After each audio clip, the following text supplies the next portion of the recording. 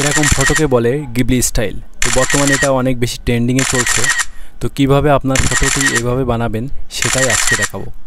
তো এটা বানানোর জন্য প্রথমে আপনাদেরকে একটি অ্যাপস ডাউনলোড করতে হবে। তো এই অ্যাপসটি ডাউনলোড করার জন্য আমি প্রথমে প্লে স্টোরে চলে যাচ্ছি। প্লে স্টোরে আপনি গিয়ে সার্চ দেবেন ChatGPT।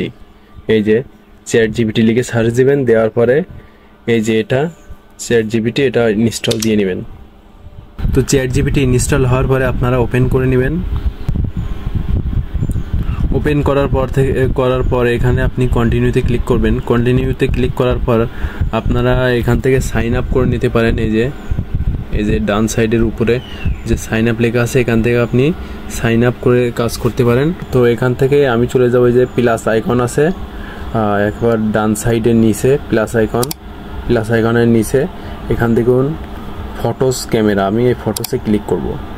তো ফটোসে ক্লিক করার পরে দেখুন, আমি যদি ফটো আপলোড করি তাহলে আমার সাইন আপ করাই লাগবে মাস্ট। তো আর যদি আপনার ফোনে জিমেইল লগ ইন করা থাকে ইতিমধ্যে, তাহলে আপনারা কন্টিনিউ উইথ গুগল দিলে সেটা কিন্তু হয়ে যাবে। তো আমি কন্টিনিউ উইথ গুগল দিচ্ছি।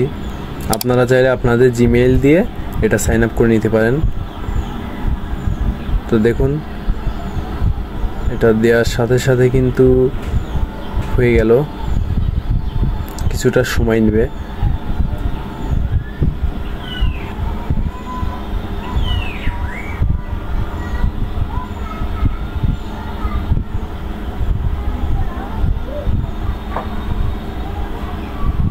দেখুন আমার এটা এবার কিন্তু হয়ে গেল, আমি কন্টিনিউ উইথ গুগল করেছি। কারণ আমি আবার প্লাস আইকনটিতে ক্লিক করে ফটোতে যাব। ফটোতে যাওয়ার পরে যে ফটোটি আপনি দিয়ে আপনার যে গিবলি স্টাইলে ফটো মেক করতে চান সেটা কিন্তু সিলেক্ট করতে হবে। এটা দিয়ে আমি বানাবো। এটা সিলেক্ট করে এই যে অ্যাডে ক্লিক করলাম।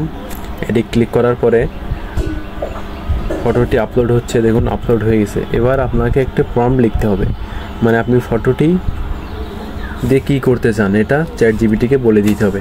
তো আমি যেহেতু গিবলি স্টাইলে এটা বানাবো, তো আমি এটা লিখে নেব, make this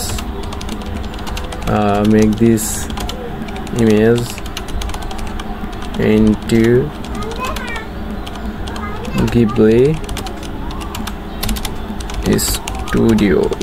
Ghibli studio art. এটা দিয়ে আপনার ওকে দেওয়ার সাথে সাথে কিন্তু এটা তৈরি করা শুরু হয়ে যাবে। দেখুন গেটিং স্টার্টেড, এটা তৈরি হচ্ছে। দেখুন কত সুন্দর আমাদের কিন্তু যে গিবলি স্টাইল বলে, কত সুন্দর সে গিবলি স্টাইলে ফটোটা তৈরি হয়ে গেল। আমার কিন্তু ভালো লেগেছে।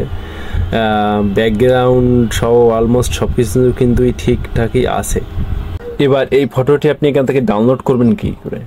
তো ডাউনলোড করার জন্য আপনি ফটোটিতে ক্লিক করতে পারেন, অথবা লং প্রেস করে ধরে রাখলে হবে। তো আমি ফটোটিতে ক্লিক করলাম। ক্লিক করার পরে দেখুন এখানে কিন্তু সেভ একটি অপশন চলে এসেছে। এই সেভ অপশনটিতে ক্লিক করলাম।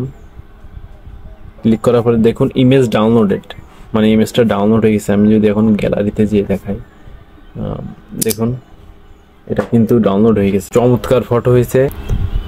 তো আমাদের যে ভিডিওটি ভালো লাগলে সাবস্ক্রাইব করতে পারেন, কারণ নেক্সটে আমি আরও সুন্দর সুন্দর আপনাদের জন্য ভিডিও আনার চেষ্টা করব। তো সবাইকে ধন্যবাদ।